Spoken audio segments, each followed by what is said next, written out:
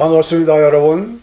손영식 목사 성경 강해 오늘은 130번째가 되겠습니다. 저는 한국의 부채춤을 좋아합니다. 참 아름답습니다. 뜻이 있습니다. 왜 좋아하느냐? 특별히 하나님의 천지 창조를 연상시키기 때문입니다. 우주의 탄생은 어떻게 이루어졌는지, 그 기원은 무엇인지, 우주과학자 스티븐 호킹은 빅뱅 디오리를 말하고 있습니다. 저도 많이 동감하고 있습니다. 우주의 시작은 한 점이, 공과 같은, 테니스 공과 같은 한 점이 대폭발해서 팽창해서 우주로 형성되었다라는 예론입니다.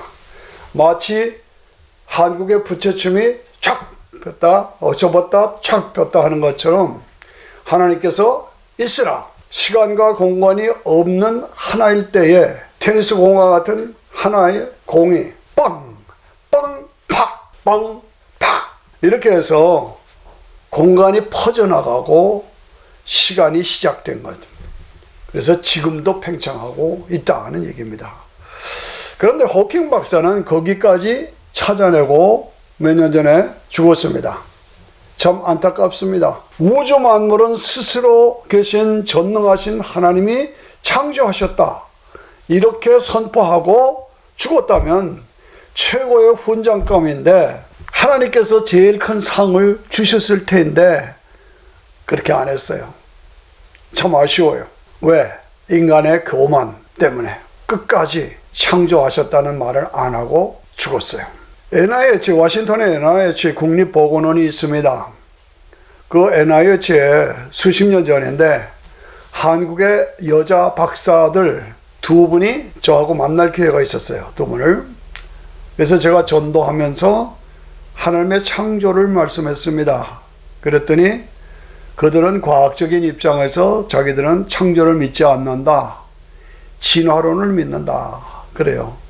진화론이 근거가 있느냐 그랬더니 말씀이 깨끗한 접시에 깨끗한 물을 담아 놓고 며칠 지나면, 얼마 지나면 거기 벌레가 생긴다. 벌레가 생긴다. 그래서 진화되는 그 흐름을 자기는 믿는다, 그렇게 얘기를 하더라고요. 그래서 제가 똑같이 생물학을 공부한 박사님, 우리 교인이 있었어요. 그분에게 그 얘기를 했어요. 그랬더니 그분은 하나님께서 그렇게 되도록 하신 것이다. 왜 그런가?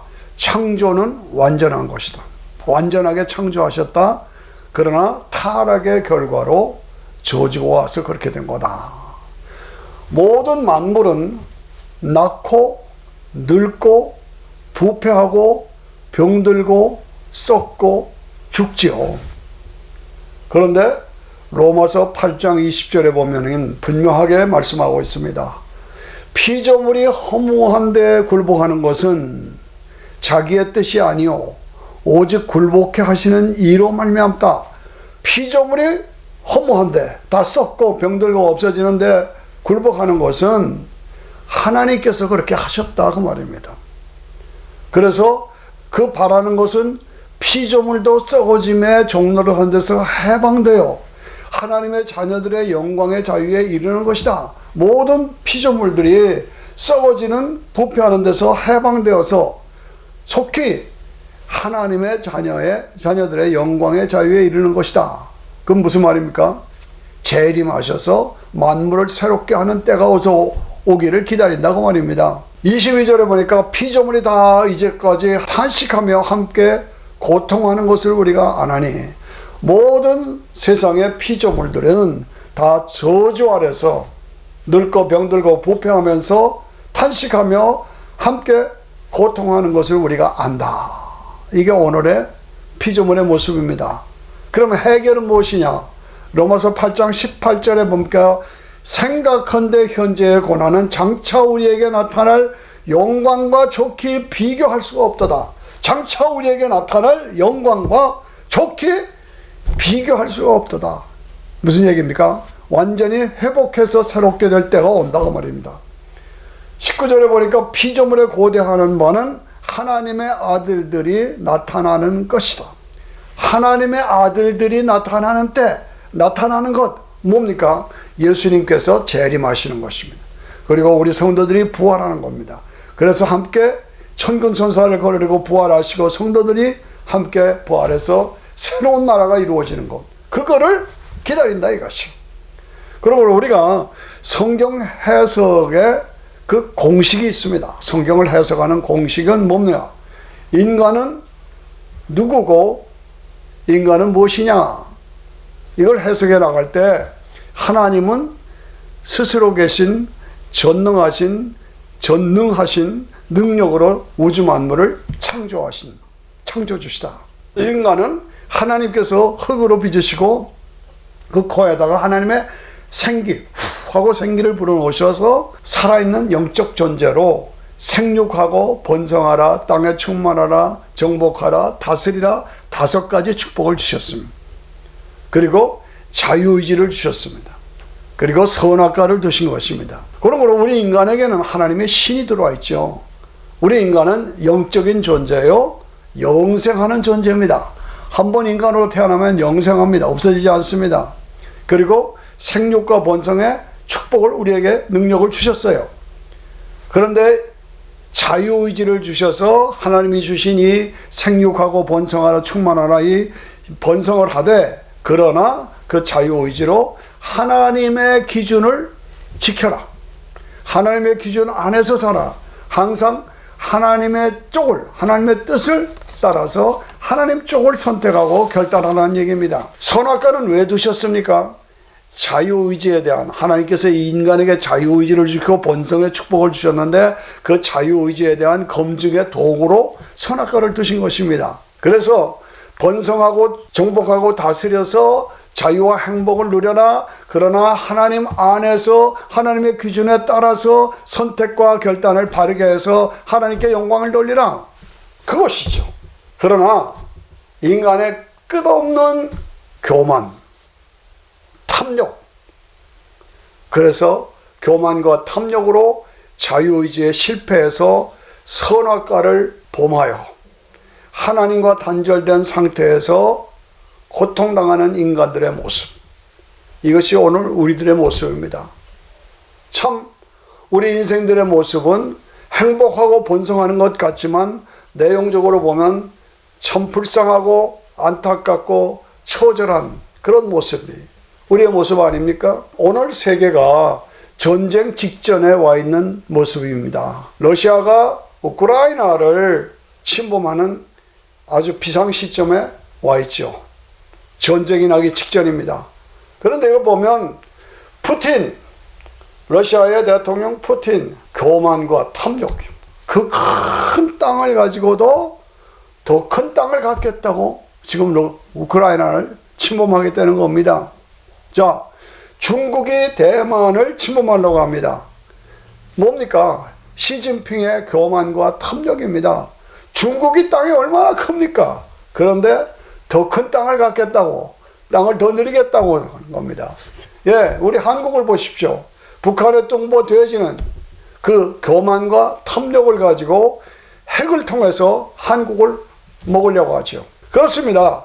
나라는 나라대로, 민족은 민족대로, 개인은 개인대로 그 탐욕과 교만으로 뻗어가면서 자유의지로 하나님께 영광을 돌리 그것을 포기하고 버리고 처절하게 저주 아래로 빠지는 모습입니다. 얼마나 안타깝습니까? 더 가지려 하고, 더 높아지려고 하고, 더 이름을 내려고 하고, 더 권세를 가지려고 하고, 더 부귀, 더 쾌락을 누리려고 하고, 영화를 누리려고 더 그러다가 결국은 꽝, 그리고 망하고, 그리고 픽하고 쓰러지는, 이것이 인생들의 모습 아닙니까? 그렇습니다. 자유의지로 선악과를 넘지 말아야 하는데, 선악과의 범위를 넘지 말아야 하는데 결국은 넘어서 교만과 탐욕으로 저주 아래 고통당하는 인간의 모습, 안타깝지 않아요? 인간의 역사는 전쟁의 역사입니다. 그 전쟁의 역사는 왜 이루어졌느냐? 인간이 가진 탐욕, 교만, 이기심 때문에. 인류 역사상 수많은 제국들이 일어났죠. 그러나 결국은 다 파멸됐습니다. 왜 그래요? 선악과의 실패로, 탐욕과 교만과 이기심 때문에. 성경에 보면 우리가 이해 못하는 것이 있죠. 하나님께서 인간을 창조하셨는데 종, 슬레이브 말합니다. 제도가 있습니다. 인정해야 합니다. 왜 종이 나왔느냐? 개인적인 차이, 개인적인 능력의 차이, 환경의 차이, 적응의 차이에서 나온 것이죠. 생육하고 번성하라 하는 그 경쟁 사회에서 실패하고 탈락해서 종으로 추락하는 겁니다. 그러니까 그 종들을 돌보고 함께하고 사랑하고 도와주며 같이 살아가라는 것이 하나님의 뜻이죠. 가난한 자, 병든 자, 고통받는 자, 그 사람들을 학대하고 멸시하고 불공정하게 해서는 안 된다. 그 얘기죠. 이게 성경의 가르침입니다. 그러나 반대의 모습 아닙니까? 종들을 학대하고 핍박하고 독재하고 생육하고 번성하고 충만하고 다스리고 정복하라. 어떻게? 사람들이 모여서, 인간들이 모여서 나라를 세우죠. 국가를 세우죠. 거기에는 조직과 제도와 그 권력의 통치가 있죠. 그런데 가장 성경적인 통치 제도와 조직은 뭡니까? 저는 다시 한번 강조합니다. 자유의지, 생육의 번성은 자유민주주의 시장경제로 가야 한다. 좀 어려운 얘기입니다만은 자유의지를 가지고 생육하고 번성하는 것은 그 제도는 어떤 제도로 해야 되고 조직은 어떤 통치 제도로 해야 되느냐 하면 자유민주주의 시장경제로 가야 한다는 얘기입니다. 한국이 이번에 대통령 선거를 하죠. 이제 얼마 안 남았습니다. 근데 중요한 선택의 기로에 있습니다. 역사상 가장 중요한 시점, 위기의 시점에 있다고 볼 수가 있는 모입니다. 한국 선거를 통해서 자유민주주의 시장경제로 계속 갈 것이냐, 아니면 혹시 사회주의 공산체제로 변질되어 갈 것이냐, 조심해야 하는 때가 지금입니다. 사회주의 공산주의는 안 됩니다. 왜냐? 성경 원칙에 반대되기 때문입니다. 왜? 타락한 인간들은 결국은 독재자가 될 수밖에 없어요. 권력을 잡으면. 그러니까 성경적이 아니라는 얘기입니다. 한국의 부흥과 발전은 오늘의 번성과 부유함은 복음화, 산업화, 민주화로 이루어진 것이다 라고 우리는 계속 강조되는 거죠. 그러므로 끝까지 자유민주주의 시장경제로 가야만 하는 것입니다. 대륙국가로 갈 것이냐, 그래서 사회주의 공산주의 쪽으로 갈 것이냐, 아니면 해양국가로 갈 것이냐, 그래서 자유민주주의 시장경제로 갈 것이냐, 둘 중에 어느 쪽인 방향입니까? 대륙국가로 간다? 안 됩니다. 아닙니다. 해양국가로 가서 자유민주주의 시장경제 체제로 가야 한다는 얘기입니다. 자유의지로 개발하고 생육하고 번성하되 선악과로 절제하면서 하나님의 뜻을 따라 살아라. 이러한 원칙에서 이탈해서 결국 나타난 결과는 무엇이냐? 인간의 삶에 5가지가 들어왔습니다. 하나님의 원칙에 이탈해서 선악과를 먹어버림으로 인간에게 들어온 5가지에는 뭡니까? 악이 들어왔습니다. 죄가 들어왔습니다. 저주가 들어왔습니다. 죽음이 들어왔습니다. 심판이 들어왔습니다. 인간에게 악이 들어온 것은, 악은 마귀입니다. 마귀를 통해서 악이 들어왔습니다. 죄는 선악과를 먹지 말라는 하나님의 명령에 불순종해서 나온 것입니다. 저주는 그래서 하나님과의 관계가 단절됐기 때문에 인간에게 죄와 저주와 눈물과 아픔과 고난이 들어왔습니다. 죽음은 어떻게 들어왔느냐? 타락의 결과로 인간에게 죽음이 있습니다. 인간은 영생하는 존재이기 때문에 죽음 후에는 심판이 있습니다. 천국이냐 지옥이냐 갈라지는 거지요. 그렇습니다. 그러므로 이런 상황에서 해답은 무엇이냐? 해답은 죄는 반드시 값을 지불해야 합니다. 어떻게? 피 흘림이 없은즉 사함이 없다. 이것이 분명한 성경의 선포입니다. 그렇습니다. 예수 그리스도의 십자가와 부활, 이것은 역사적인 사실이요 사건입니다. 십자가를 통해서, 십자가의 피를 통해서 그 피가 나를 위해서 흘리신 피다라고 내가 인정하고 받아들이면 그게 믿음이고, 그 믿음으로 우리는 죄사함을 받고 은혜로, 자격이 없지만 은혜로 구원받는 것입니다. 구원이라는 것은 하나님과의 관계가 회복된다는 얘기입니다. 죄 때문에 하나님과의 관계가 단절됐는데 십자가의 피를 통해서 하나님과의 관계가 회복되는 것입니다. 그래서 하나님과의 관계가 회복되면 그 다음에 교제가 회복되고, 교제가 회복되면 공급이 회복되고, 공급이 회복되면 능력이 회복되고, 능력이 회복되면 축복이 회복되고, 축복이 회복되면 영생이 회복되는, 이게 이 흐름을 우리가 분명히 알고, 그래서 신앙생활 예수 믿어야 된다.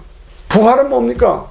예수님이 부활하신 것처럼 나도 부활하고, 그래서 예수님과 함께 영원한 영생이 우리에게 이루어지는 것이죠. 언제? 어떻게? 주님이 재림하실 때. 주님의 재림이 아주 지금 임박했습니다. 주님이 재림하실 때 우리의 몸이 다시 회복되고, 분리된 영혼과 몸이 재결합해서 부활체가 되고, 그래서 주님과 함께 주님이 왕하시고 우리가 왕노릇하고, 마귀는 유황불 속에 집어넣고, 이것이 기독교만이 가지고 있는 탁월합니다. 완전한 대답입니다. 그래서 천년왕국에서 영원한 새하늘과 새 땅에서 다시는 죽음이 없고 눈물이 없고 아픔이 없고 이별이 없는 그 나라에서 황금길을 걸으며 생명수를 마시며 생명강가에서 영원한 영광을 누리는 그때가, 그곳이, 그 장소가 우리에게 있다는 거죠. 그렇습니다. 지금도 하나님께서는 우리를 향해서 생육하고 번성하라, 충만하라, 다스리라, 정복하라고 축복을 하십니다. 그러나 그런 축복을 받으면서도 너는 선악과의 기준을 넘어서지 말아라. 선악과의 기준을 넘지 말아라. 그래서 모든 축복을 누리되 하나님께 영광을 돌리며 살아가라. 그런데 부득불 실수로, 범죄로 하나님과의 관계가 어긋나고 선악과의 기준을 넘었는가? 선악과의 기준을 넘어서 죄인으로 추락했는가? 어떻게 해야 되냐? 예수 그리스도를 붙잡아라. 예수 그리스도를 붙잡아라. 그래서 순간을 위해서 영원한 영생을 버릴 것이냐, 아니면 영원한 영생이 있기 때문에 오늘 순간을, 선악과를 범하지 않고 하나님의 뜻을 따라 살아갈 것이냐. 우리의 인생을 진지하게 결단하며 살아야 합니다. 오래전입니다. 몇십 년 전입니다. 90년대로 기억합니다. 대우재벌이, 한국의 대우재벌이 번성할 때 김호중 호정이 워싱턴에 한참 인기 좋으시고 번성하실 때 왔었어요. 그래서 워싱턴에 고등학교 대강당에서 특별 강연을 했습니다. 그런데 그때 인기가 좋으셔서 많은 사람들이 모였습니다. 꽉 찼습니다. 그런데 제가 잊지 못하는 것은 그분이 강연하면서 여러분들 중에 나보다 돈 많은 사람이 있으면 나와보십시오. 여러분들 중에 나보다 돈 많은 사람이 있으면 나와보래요. 그래서 제가 와, 어떻게 저런 말씀을 하시는가 그랬었어요. 그런데 그분이 재벌로 성공했는가? 우리가 판단하십시다. 김대중 대통령께서 대통령 되시기 전에 워싱턴에 얼마간 망명에 와서 계셨습니다. 그때 그분이 연설하시는 걸 가만히 들어보면 자신은 대통령을 해야 할 사람이다. 자기는 반드시 대통령을 해야 할 사람이다. 라고 그 내용으로 연설을 하시는 거예요. 아, 그러시구나. 대통령 하셨죠. 큰일을 하셨죠. 그러나 그분이 하신 햇빛 정책이 성공적이냐? 역사가 심판해야 할 일입니다. 이런 모든 것을 제가 워싱턴에서 보면서 인간의 교만, 탐욕, 끝이 없다. 계속해서 그것을 추구하고 따라가지만 결국은 모든 사람은 다 죽고 사라집니다. 그렇습니다. 이병철 회장께서 돌아가시기 직전에 24개 질문을 내셨습니다. 삼성재벌의 창시자 이병철 회장님이 폐암으로 사형 선고를 받으시고 질문하셨습니다. 정말로 하나님이 살아계시는가? 정말로 내세가 있는가? 정말로 예수만 믿어야 천국에 가는가? 그런 구구절절이 아주 왜 기독교가 번성하고 있는데 계속 전쟁이 일어나고 있는가? 이런 질문들. 마지막에 종말이 정말 오는가? 종말이 오는가? 이런 24개의 질문을 하셨어요. 참 진지한 질문입니다. 그걸 천주교 성직자에게 줬어요. 그 질문을 받았으면 즉시 대답을 해줘야 되죠. 대답을 못했는지 안 했는지 대답을 못 받으시고 가셨어요. 너무나 안타까운 거예요. 그리고 24년 만에 그 대답이 공개된 거예요. 천주교에서도 대답을 했고 기독교에서는 제가 손영식 목사가 대답을 했습니다. 이병철 손영식 하면 제가 나옵니다. 대답을 받지 못하고 가셨다 하는 걸 보면 얼마나 안타까운가, 얼마나 분한가. 여러분, 우리가 늘 강조하는 것은 기독교는 종교가 아닙니다. 종교가 아닙니다. 하나님과의 관계입니다. 하나님과의 관계가 선악과를 통해서 죄를 범함으로 하나님과의 관계가 단절됐어요. 그것을 다시 회복하는 것이 구약에서는 제사고, 그 제사를 완성해서 완전한 제사로 드려진 것이 예수님의 십자가 제사입니다. 그리고 그 십자가를 통해서 다 이루었다라고 말씀하시고 승천하셨죠. 부활하시고 승천하셨죠. 그 예수님을 믿는 것, 이것이 해답을 가지고 살아야 되나? 나는 하늘에서 내려온 산떡이니 사람이 이 떡을 먹으면 살리라. 나는 하늘에서 내려온 산떡이다. 너희가 이 떡을 먹으면 영생하리라. 이게 예수님이 주신 답이에요. 산떡이라는 건 뭡니까? 예수님의 살과 피, 예수님의 몸, 십자가에서 예수님 몸 찢기고 피 흘리신 그것을 나를 위한 것으로 믿으라 이런 거예요. 그거 안 믿으면 다른 대안이 뭐 있습니까? 다른 대안이 없어요. 다른 대책이 없어요. 예수님 아니면 말짱 헛겁니다. 어떤 사람도 누구도 대통령을 하든 재벌을 하든 예수님 안 믿으면 말짱 헛가요. 그러니까 전도서에서 헛되고 모든 것이 헛되도다 라고 선포하는 겁니다. 그러나 그리스도 예수 안에서 참되고 모든 것이 그리스도 예수 안에서 참되도다. 이것이 성경의 대답입니다. 그렇습니다. 저는 간증한다면 저는 참 복을 받은 사람입니다. 저는 어려서부터 음악을 좋아했습니다. 그래서 대광고등학교를 들어갔어요. 거기서 김도환 선생님 음악 선생을 만났어요. 네. 그래서 그분한테 음악적인 많은 영향을 받았습니다. 그 후에 박재원 선생님 아시죠? 그분이 서울 코럴 합창단을 조직했어요. 그때 27명이 합창단원인데 제가 테너 멤버로 그 27명 멤버 중에 하나였어요. 그분한테 합창 지휘와 합창의 그 묘미를 많이 제가 지휘법을 배웠습니다. 그래서 그때 불렀던 찬송을 제가 잊지 못합니다. 만군의 하나님 존귀한 이름 거룩하신 그 이름 높여 찬양해. 그때 부른 노래입니다. 만군의 하나님 존귀하신 이름 거룩하신 그 이름을 높여 찬양합니다. 예수 오직 예수님뿐 내게 가장 귀하고 귀하다. 예수 오직 예수 내게 가장 귀하고 귀하다. 거기서 우리 영혼이 주님의 은혜로 해처럼 밝게 살면서 주 찬양하리라. 그때가 있습니다. 거기까지 우리는 하나님의 영광을 위해서 살아야 할 줄로 믿습니다. 감사합니다.